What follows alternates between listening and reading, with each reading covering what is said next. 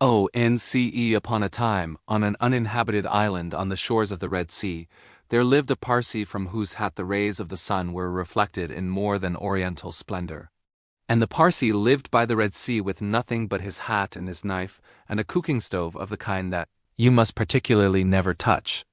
And one day he took flour and water and currants and plums and sugar and things, and made himself one cake which was 2 feet across and 3 feet thick.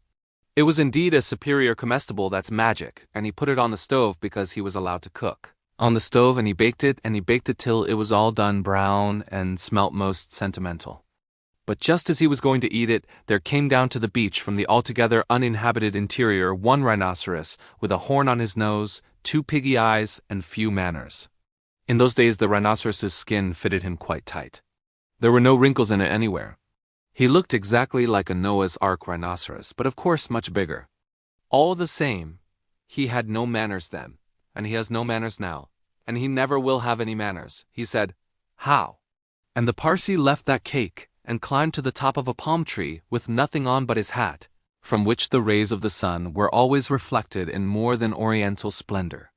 And the rhinoceros upset the oil stove with his nose, and the cake rolled on the sand, and he spiked that cake on the horn of his nose, and he ate it, and he went away waving his tail to the desolate and exclusively uninhabited interior which abuts on the islands of Mazandra and Socotra, and the promontories of the larger equinox.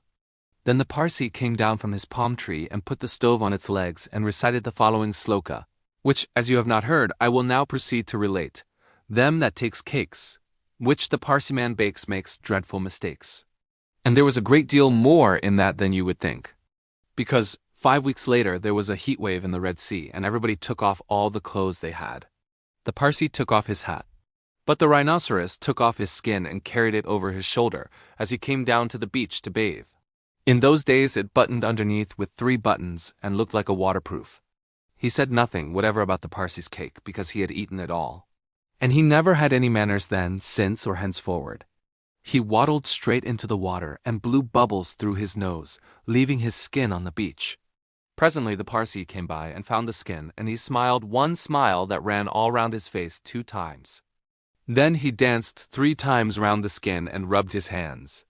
Then he went to his camp and filled his hat with cake-crumbs, for the Parsee never ate anything but cake and never swept out his camp.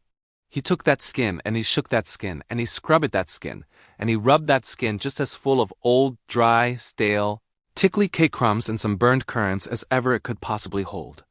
Then he climbed to the top of his palm tree and waited for the rhinoceros to come out of the water and put it on. And the rhinoceros did. He buttoned it up with the 3 buttons, and it tickled like cake-crumbs in bed. Then he wanted to scratch, but that made it worse. And then he lay down on the sands and rolled and rolled and rolled, and every time he rolled the cake-crumbs tickled him worse and worse and worse. Then he ran to the palm tree and rubbed and rubbed and rubbed himself against it. He rubbed so much and so hard that he rubbed his skin into a great fold over his shoulders, and another fold underneath, where the buttons used to be, but he rubbed the buttons off, and he rubbed some more folds over his legs. And it spoiled his temper, but it didn't make the least difference to the cake-crumbs. They were inside his skin and they tickled. So he went home, very angry indeed and horribly scratchy. And from that day to this, every rhinoceros has great folds in his skin and a very bad temper, all on account of the cake-crumbs inside. But the Parsee came down from his palm tree, wearing his hat from whose rays the sun is reflected in more than oriental splendor, packed up his cooking stove, and went away in the direction of Orotavo, Amygdala, the upland meadows of Anantarivo, and the marshes of Sonaput. I hope you enjoyed this wonderful tale. If you did, please like this video and subscribe for more stories. Thanks for listening.